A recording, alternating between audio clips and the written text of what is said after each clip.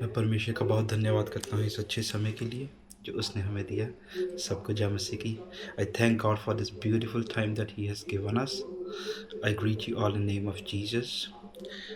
सो मैं दो भाषा के अंदर इस प्रचार को बनाऊंगा क्योंकि जो ऑडियंस है, जो सुनने वाली कलीसिया है, वो दोनों भाषा के अंदर है, हिंदी में भी इंग्लिश में भी। So I will try to make this video in two languages because the people who are gonna hear me, the church, they know both, like some are from English, some are from Hindi background, so that it's easy for them. आने वाले समय में मैं और videos बनाता रहूँगा। सो आज एक खास विषय के बारे में मैं आपसे बात करना चाहता हूँ। So in upcoming days I will be making more videos like this, but today I want to talk about a very important subject. It says कि मनुष्य कैसे गिरा, that how a man had fall in the past. So it is very important to see that Satan is always after creation of God so that he can make us go to hell with him. And he is using the same tactic as he has used in past. So आज भी शैतान वही सब कुछ कर रहा है जो उसने हमारे साथ पिछले समय में किया। जो आदम को गिराने के लिए उसने किया, वही सब कुछ आज भी वो कर रहा है ताकि हम नरक में जा सकें। लेकिन हमें उसकी नहीं सुननी। But we don't have to listen to him, we don't have to listen to the world. So जो आदम था, आदम ने शैतान की नहीं सुनी, लेकिन आदम ने अपनी पत्नी की सुनी, जिस पत्नी ने शैतान की सुनी। सो कुछ चीज़ों को समझना है। अभी इधर है क्या, अगर मैं आपके लिए पढ़ता हूँ हिंदी में, I will read in Hindi, then I will translate that in English too. इधर लिखा है, यहोवा परमेश्वर ने जितने बनैले पशु बनाए थे उन सब में सर्प धूर्त था। उसने स्त्री से कहा, क्या सच है कि परमेश्वर ने कहा तुम इस वाटिका के वृक्ष का फल ना खाना? स्त्री ने सर्प से कहा, इस वाटिका के वृक्ष के फल हम खा सकते हैं, पर जो वृक्ष वाटिका के बीच में है उसके फल के विषय में परमेश्वर ने कहा है कि ना तो उसे खाना और ना उसको छूना, नहीं तो मर जाओगे। जब सर्प ने स्त्री से कहा, तुम निश्चय ना मरोगे। हालेलुया। अभी समझना है, इधर लिखा है कि सांप जो सब जानवरों में से दूर था, शैतान ने उसको चुना। You know, Bible says here that serpent who was very clever among all the animals. He was the cleverest in all the animal at that time. So Satan chose him. क्योंकि अगर वो गधे को ले आता, if he have brought the donkey, man would have not listened to him, or Eve would have not listened to him because he is not that good in the wisdom. But he brought one of the cleverest so that it is easy to convince Eve that the thing he is saying is right. So शैतान ने सबसे चालाक को चुना ताकि आसान हो जाए हवा को ये समझाना कि जो वो कह रहा है वो सही है। शैतान हमेशा चालाक को चुनता है और ताकि वो अपनी बात को प्रभावशाली करके आपको बता सके। Always Satan will choose the one who is very wise or the famous one also, या फिर बहुत मशहूर हो। Satan will always choose the one, the big famous, so that whatever he say should be taken by you in easy, yeah, by ease, so that you can believe. Because you know, आज भी अगर आप देखो, झूठा भविष्यवक्ता छोटा नहीं होगा, बहुत बड़ा होगा। अगर छोटा कोई आएगा आप उसकी सुनोगे नहीं, लेकिन अगर सोचो एक व्यक्ति आएगा जिसके पास लाखों करोड़ों का कलीसिया हो, वो आके बोलेगा, आप कहोगे बड़ा भविष्यवक्ता है। So same way is this, like Satan make a prophet, false prophet, very big man, very big church, so that it is easy for him to convince you. He will be the richest, he will be very rich, very strong, very good political links and everything, so that it is easy for Satan to convince the church that whatever he is saying is right. उसी तरीके से शैतान जो है एक बड़े व्यक्ति को चुनता है, एक बहुत अमीर, बहुत ताकतवर, जिसका शासकों के अंदर भी एक अच्छा बोलबाला हो, पॉलिटिक्स के अंदर एक अच्छा बोलबाला हो, अच्छा कनेक्शन हो, ताकि आप उसकी बात को आसानी से मान सको। सो इधर भी शैतान ने सांप को चुना। पहली चीज हम सीखते हैं कि शैतान हमेशा ऐसे व्यक्ति को चुनेगा जिसका शब्द जो बहुत बड़े ओहदे पे होगा, जिसका शब्द आपको प्रभावशाली लगेगा, ताकि आप जल्दी फंस जाएं। सो इसलिए मेरे परमेश्वर के लोगों, मैं हमेशा कहता हूं, चाहे जितना बड़ा मर्जी क्यों ना हो कोई, चाहे पास्टर, चाहे प्रचारक, चाहे नबी, कोई भी बड़े से बड़ा हो, अगर वो कुछ शिक्षा दे रहा है, कुछ सिखा रहा है, कुछ कर रहा है, कुछ करने के लिए कह रहा है, हमेशा उसको परमेश्वर के वचन के साथ मिला के देखे। So always tell this thing that how big the man is like in front of you, how famous, how big preacher, how big prophet, anybody. If he's telling you something, always match it with the word of God. Try to look into the word of God. पौलुस ने कहा है, पौलुस कहता है, अगर कोई स्वर्गदूत भी आके तुमको इससे बाहर शिक्षा दे, उसकी भी ना सुनना। Paul has said that even if an angel come to you from the heavens and tell you something that I've not preached, don't even listen to him. सो इसलिए बहुत ध्यान से सुनने की बात है, चलने की बात है। अभी क्या हुआ?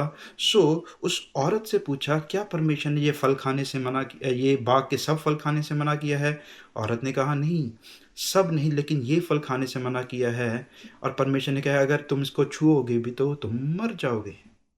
परमेश्वर ने कहा, if you ate from this tree और even touch, the women said this, you will die.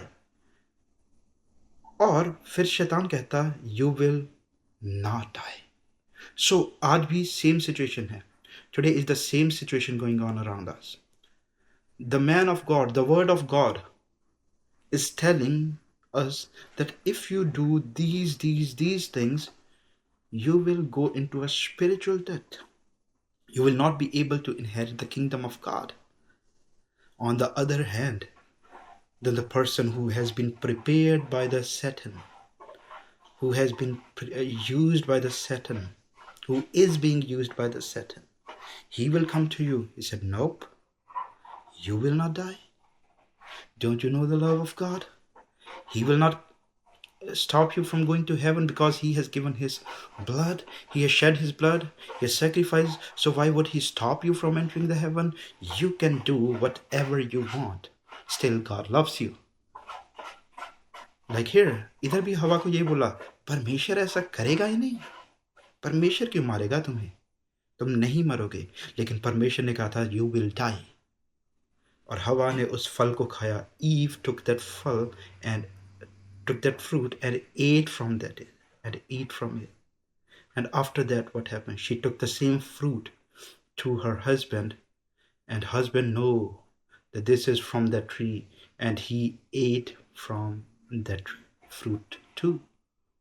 Now here, you will say maybe the Satan was right.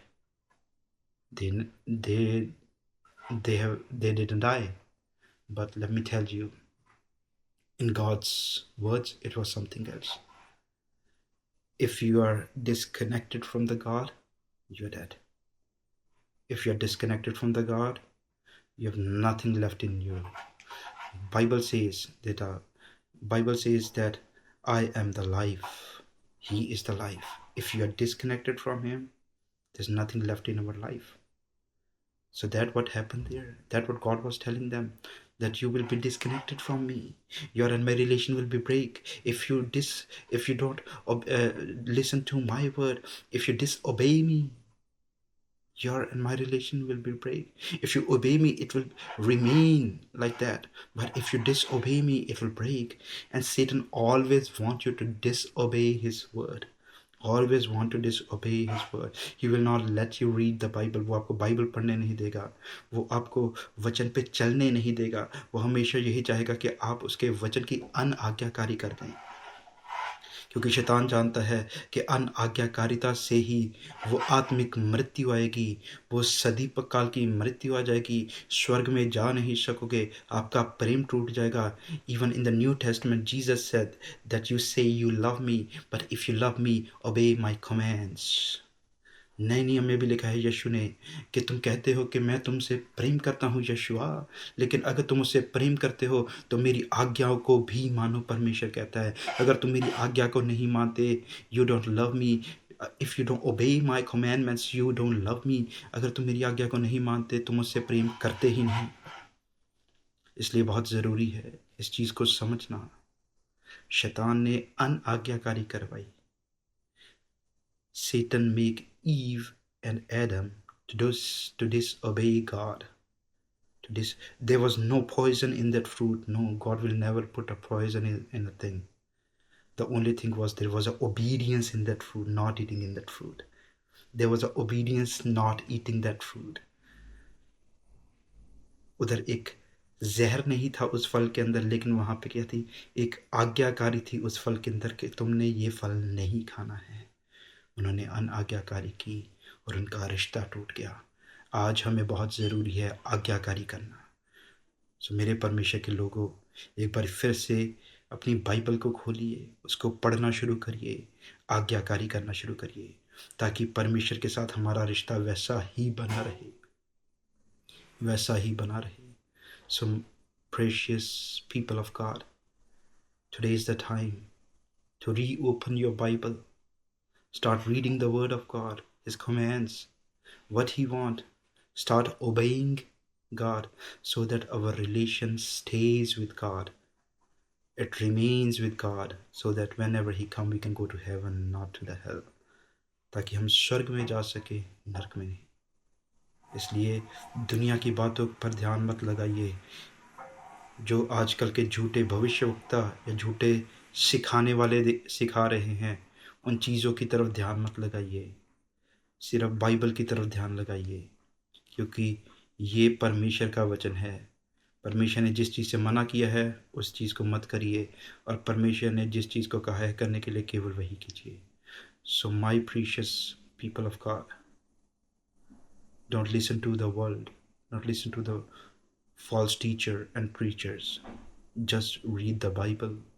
Listen to the people who are teaching you from the Bible in a right way, so that we can go with God in heaven and stay there forever, which is the plan of God for us.